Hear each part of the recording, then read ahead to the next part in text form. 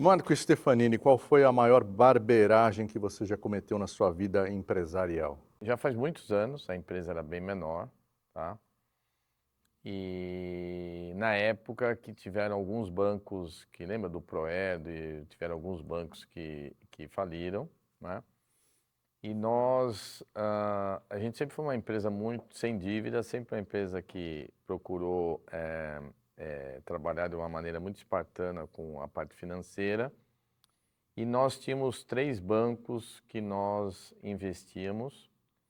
E nós tínhamos um pequeno banco que a gente trabalhava e outros 2 bancos grandes. Desses 2 bancos grandes, a gente não gostava do serviço e a gente fizemos todo um processo de seleção para escolher um outro banco, seria um quarto banco, para sair desse banco grande.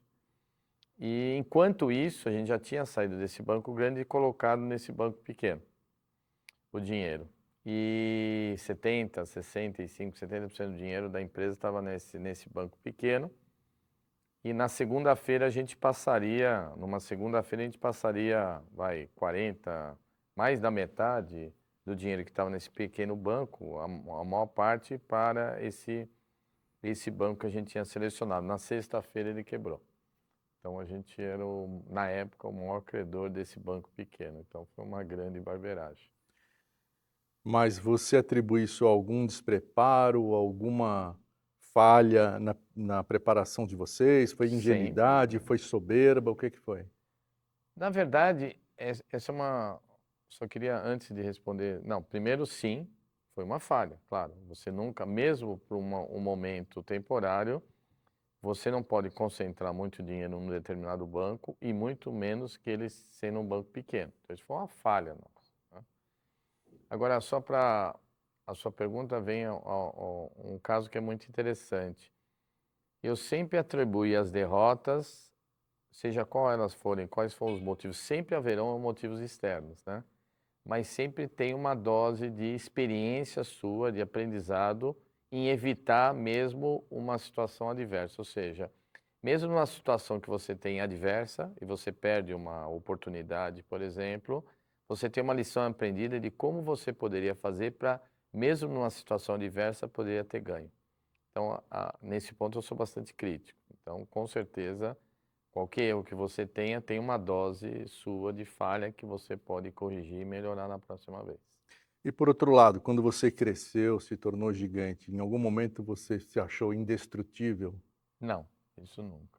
Acho que uma característica que muitas pessoas que me conhecem mais próximo me consideram uma pessoa humilde. Aliás, nós temos 5 atitudes que a gente distribui, vamos chamar assim, permeia em termos de cultura da organização, e a gente está em muitos países, é muito distribuída a organização. Uma delas é humildade para você ouvir e aprender, né? Você só pode aprender se você tem humildade de ouvir qualquer tipo de pessoa. Lembrando que eu nunca fui gestor de uma empresa antes de ter a minha empresa. Então eu aprendi tudo na raça, ouvindo as pessoas, lendo, ouvindo clientes, profissionais e assim por diante. Já puxou o tapete ou sentiu muita vontade de puxar o tapete de algum sócio, parceiro ou concorrente? Não, acho que não. E não estou sendo purista, não, porque, na verdade, obviamente, que nem no meu caso, são 40 anos, você tem histórias para tudo quanto é lado, né? E, obviamente, quando você já tive muitos problemas, que eu considero muito até atitudes não justas, né? Atitudes é, não adequadas de muitas pessoas que eu já trabalhei, sejam clientes, sejam sócios, sejam concorrentes, né? Mas ao longo da vida você aprende que não adianta você ficar querendo uma revanche, né? Eu acho que a vida, o mundo é pequeno, ela dá voltas. Então, muitas vezes essas pessoas que praticam esse tipo de atitude, em geral, eles não conseguem, na média, construir grandes coisas, porque esse tipo de prática ele acaba atraindo e você lhe dando um ambiente mais nocivo, né? Vamos chamar assim, e não incentivador de você crescer. Não, acho que não. Obviamente, como qualquer ser humano, você fica com muita raiva na hora, você obviamente não aceita, mas de procurar revanche, não. Obviamente, quando eu tenho um problema, eu vou tentar reagir e, obviamente, tentar me proteger e encontrar a melhor solução dentro daquele cenário. Agora, você ficar anos depois remoendo, indo atrás, não. Esse nunca foi meu perfil. Nunca perdi essa energia para ficar.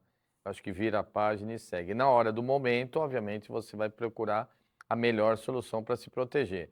Mas ficar anos ou muito tempo procurando uma revanche, ou atacar, ou ter um contra-ataque, isso nunca foi meu perfil. Então, dessas muitas empresas que você já comprou, nunca você comprou uma só para dar uma pisadinha no Nunca, concorrente? nunca. Aliás, a gente tem um objetivo que a gente sempre mais olha dentro de casa e não assim, quero ser melhor que ele, quero ser maior que ele, isso nunca. Eu acho isso um erro enorme, o que você comentou, de você comprar, e aí você entra um pouco no ego, né? Que a gente acabou de falar de humildade. Eu acho que você não pode misturar essas coisas, né? Eu considero um dos mais, vamos chamar assim, ofensores dentro de uma empresa, o ego, né? Então, eu acho que ego é um grande adversário da eficiência operacional, do sucesso de uma empresa. Então, na verdade, nesse ponto, a gente tem que dar o exemplo e ego não. Arrependimento na vida profissional e arrependimento na vida pessoal. Olha, assim, eu brinco que às vezes eu mais me arrependo das coisas que eu não fiz do que as coisas que eu fiz. Ou seja, também tem uma visão de meio copo cheio. Não significa que eu acertei tudo, de maneira alguma, né? Mas eu acredito muito, além de você querer atingir uma meta, objetivo, é a jornada do aprendizado. Então, quando você tem muitas derrotas, você falha, você tem contratempos, fazem parte dessa jornada, desse aprendizado. Por isso que, então, nessa linha. Mas, claro, a gente já fez algumas aquisições que não deram certo. Eu diria que a maior parte, claro, deu certo, mas algumas não deram certo. A gente teve uma aquisição de uma empresa na América Latina que ela estava basicamente quebrada, então a gente não pôs dinheiro, mas isso foi um erro enorme, que depois o dinheiro que você tem que pôr para recuperar a empresa, o que sobra da empresa é muito pequeno. Então você tem alguns erros, sim, né, ao longo do tempo de aquisição, mas a maioria eu diria que deram certo, mas a gente teve alguns erros. Teve às vezes erro de uma ou outra unidade de negócio que você, aí é um perfil um pouco meu, de querer insistir naquele negócio, às vezes vale a pena você passar para frente uma determinada unidade de negócio, você não insistir com todas, tá? Então, um pouco do perfil do empreendedor, ele tem muito mais, vamos dizer assim, um perfil de somar, de comprar, de querer, do que de você desinvestir. Isso eu acho que é algo que eu acho que provavelmente meus filhos não vão cometer o mesmo erro, né? Então, esse tipo de também a gente tem que evitar. Acho que são alguns exemplos assim. E na vida pessoal? Na vida pessoal, assim, não sei se foi um erro, mas para você construir qualquer coisa na vida, e eu tive que construir do zero, você se dedica muito tempo, né? Então, eu acho que assim, e obviamente, por mais que brincam que eu tenho muita energia e consigo otimizar meu tempo, mas ninguém é infinito. Então, se você trabalha muito, você sacrifica alguma coisa, né? Eu acabei talvez sacrificando um pouco as minhas coisas pessoais. Eu acabava dividindo muito o trabalho e uma parte da família. Acho que consegui manter as relações boas com a minha esposa e com os filhos, que acho que é um mérito. Nem sempre, muitas vezes depois dessa trajetória, você consegue manter, principalmente trabalhando juntos, que é mais difícil, muito mais desafiador. Mas, ao mesmo tempo, talvez o sacrifício veio das coisas pessoais. Então, talvez coisas que eu gostava e ainda gosto, eu quase não pratiquei, não poderia ter feito outras coisas, mas foi o preço que eu paguei, né? Na vida, tudo tem um preço. Para encerrar, aquela pergunta do momento. Se você voltasse no tempo e encontrasse com você aos 20 anos de idade, que conselho você daria para você mesmo? Ah, eu acho que eu faria, a maior parte das coisas faria de novo. obviamente, talvez, o que eu faria de diferente?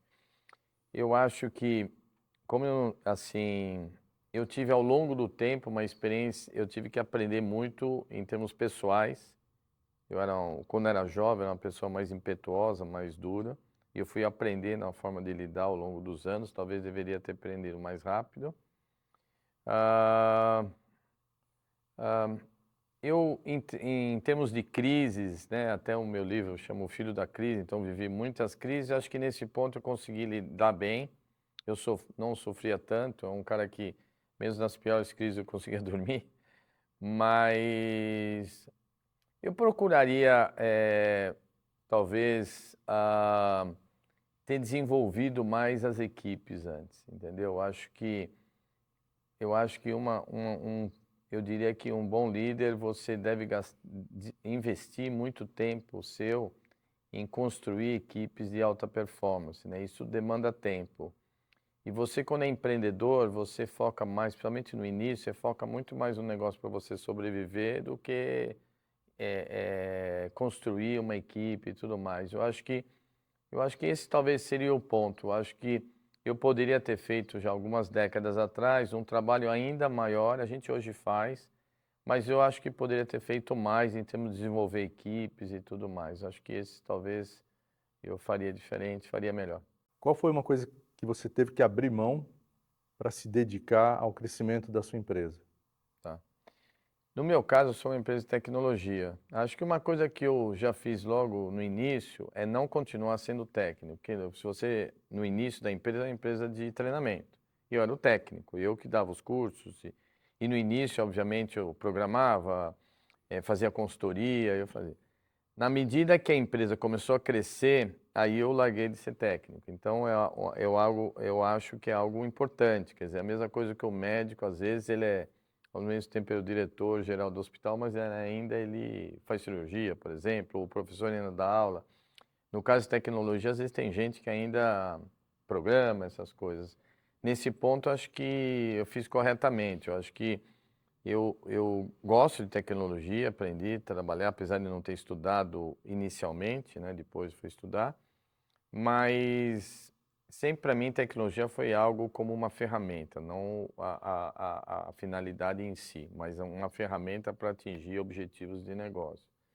Então, ao longo do tempo, eu fui delegando e nós fomos aumentando a estrutura da empresa, porque quando você tem uma empresa de 50 pessoas, você é o gerente, né? Primeiro era uma empresa de uma pessoa, que era eu. Depois era o consultor, fazia tudo. Depois era uma empresa de 50, que você é como se fosse um gerente. Você tem uma empresa de 300, 400 pessoas, você é um diretor, onde você tem administrar gerentes e administrar o time. Depois você vai para um nível mais alto e assim por diante. Então você tem que ir se moldando conforme a empresa vai crescendo.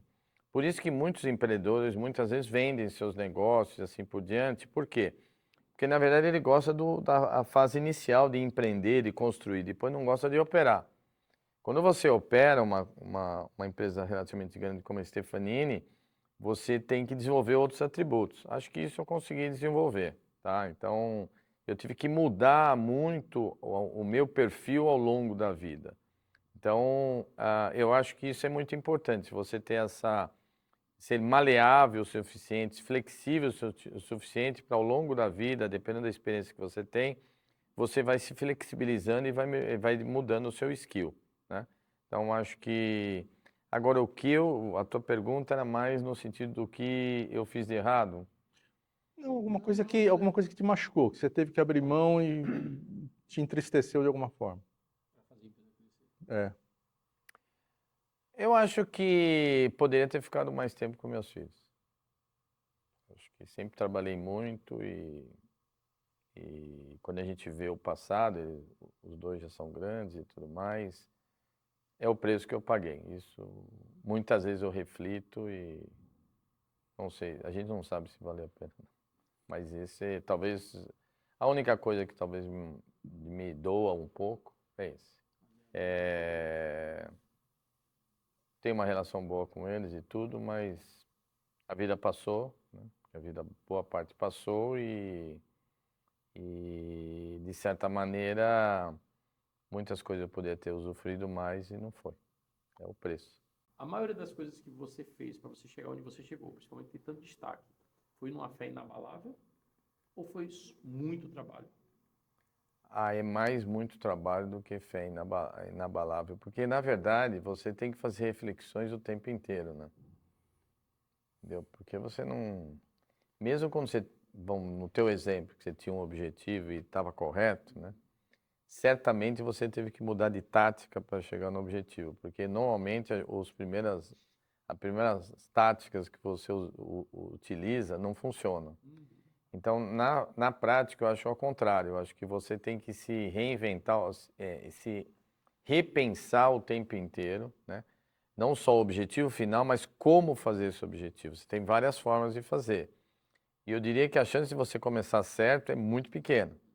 Então, você vai ter que se repensar. Então, eu diria, cuidado com a fé inabalável, porque muita gente não deixa de ouvir as demais pessoas. Então, cuidado é o equilíbrio, né? Se você ouvir demais, você não vai fazer nada, porque as pessoas sempre vão achar muito doido ou muito diferente.